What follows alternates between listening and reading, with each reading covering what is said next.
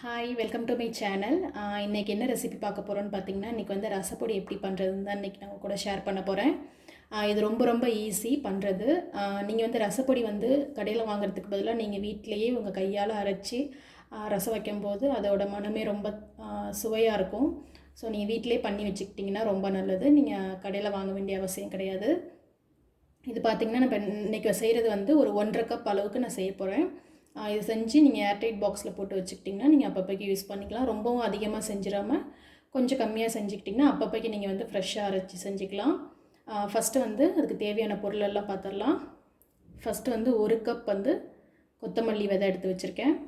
அதுக்கப்புறம் ஒரு 10லேருந்து 12 வரமிளகாய் எடுத்து வச்சுருக்கேன். 2 டேபிள் ஸ்பூன் ஜீரகம், 2 டேபிள் ஸ்பூன் மிளகு, 1 டீஸ்பூன் வெந்தயம், 2 டீஸ்பூன் கடலப்பருப்பு, 2 டீஸ்பூன் துவரம்பருப்பு, ஒரு 10லேருந்து ஒரு 12 கருவேப்பிலை, 1 டீஸ்பூன் மஞ்சள்தூள். இவ்வளோ தான் அதுக்கு தேவையான பொருள். இது வந்து ஒன்றுத்தையும் நம்ம வந்து தனித்தனியாக வறுத்துக்கலாம். ஏன்னா ஒன்று ஒரு டைமில் வந்து வறுப்படும்.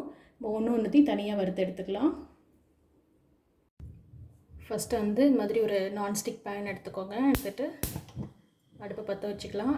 எல்லா பொருளையுமே வந்து நீங்கள் சிம்மில் வச்சு தான் ரோஸ்ட் பண்ணணும். ஹையில் வச்சுட்டிங்கன்னா வந்து கருகிடும். சிம்மில் வச்சே ரோஸ்ட் பண்ணுங்கள். ஃபஸ்ட்டு வந்து நான் கொத்தமல்லியை நல்லா வறுத்துக்கிறேன்.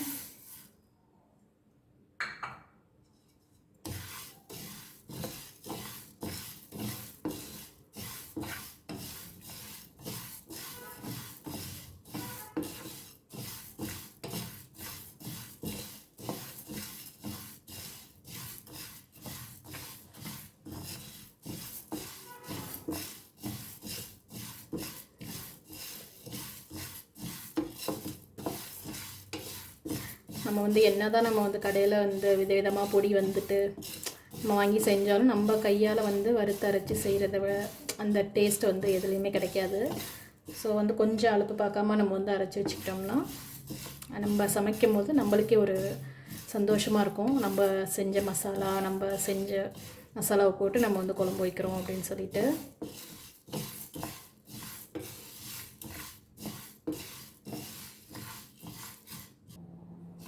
மல்லி நல்லா வறுபட்டுருச்சு. இதை வந்து இப்போ பிளேட்டுக்கு மாற்றிக்கலாம். அடுத்தது வந்து காஞ்ச மிளகாய் வறுத்துக்கிறேன்.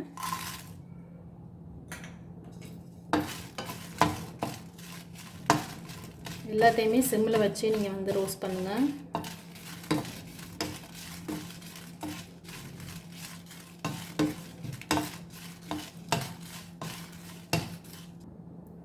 மிளகாவும் நல்லா வறுபட்டுருச்சு. இதையும் இப்போ மாற்றிக்கலாம். அடுத்தது வந்து மிளகை வறுத்துக்கிறேன்.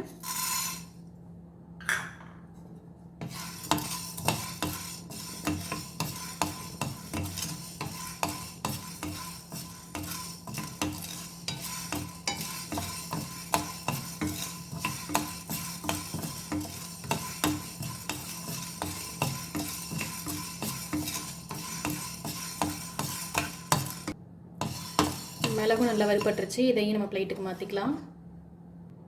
அடுத்தது கடலப்பருப்பு,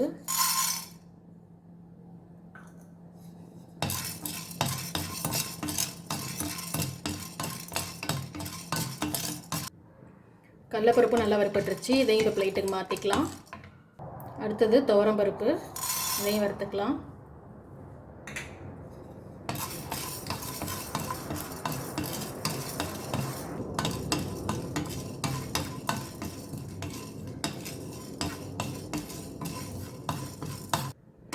துவரம்பருப்பு நல்லா வறுபட்டுருச்சு. இதையும் பிளேட்டுக்கு மாற்றி. அடுத்தது வெந்தயம், இதையும் வறுத்துக்கலாம்.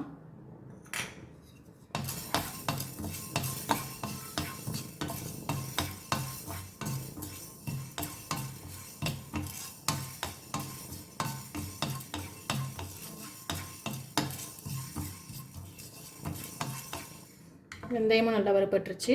இதையும் இப்போ மாற்றிக்கலாம். அடுத்தது ஜீரகம் வந்து சீக்கிரம் வறுபட்டுரும். அதனால் நல்லா சிம்மில் வச்சு பார்த்து வறுத்து எடுத்துக்கோங்க.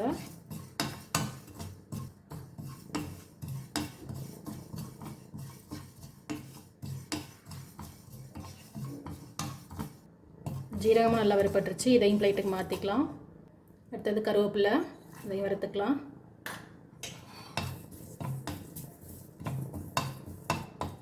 கருவேப்பிலை உங்களுக்கு அந்த ஸ்மெல் பிடிக்கும்னா இன்னும் ஒரு 10 இலை கூட நீங்கள் சேர்த்துக்கலாம், நல்லா தான் இருக்கும் ஸ்மெல்லு.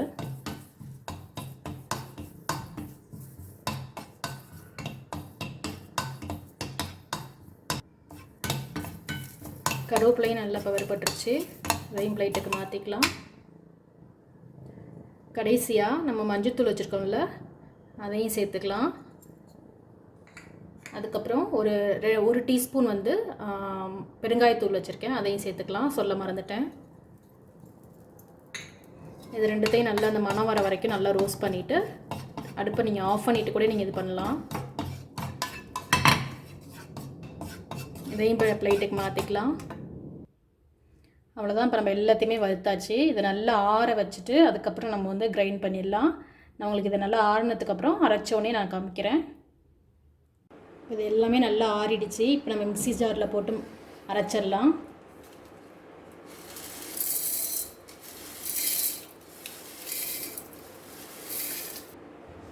பார்த்திங்கன்னா நல்லா அரைஞ்சிருச்சு. சூப்பரான ரசப்பொடி வீட்டிலேயே ரெடி பண்ணியாச்சு. இதை வந்து நீங்கள் ஒரு ஏர்டைட் பாக்ஸில் போட்டு ஸ்டோர் பண்ணிக்கலாம். நான் சொன்ன மாதிரி நீங்கள் அப்பப்போக்கு ஃப்ரெஷ்ஷாக அரைச்சிக்கோங்க. மொத்தமாக அரைச்சி வைக்கிறத விட நீங்கள் ஃப்ரெஷ்ஷாக அரைச்சிக்கிட்டிங்கன்னா நம்ம அதாவது நம்ம ரசத்தில் சேர்க்கும் போது ரொம்ப மணமாக இருக்கும். கண்டிப்பாக இந்த ரெசிபியை வீட்டில் ட்ரை பண்ணி பாருங்கள். இந்த வீடியோ உங்களுக்கு பிடிச்சிருக்குன்னு நினைக்கிறேன். இந்த வீடியோ உங்களுக்கு பிடிச்சிருந்துச்சுன்னா மறக்காமல் என்னோடய சேனலுக்கு லைக் பண்ணுங்கள், உங்கள் ஃப்ரெண்ட்ஸ் அண்ட் ஃபேமிலியோட ஷேர் பண்ணுங்கள். இதே மாதிரி ஒரு சூப்பரான வீடியோட நான் உங்களை அடுத்த தடவை பார்க்குறேன். அது வரைக்கும் பாய்.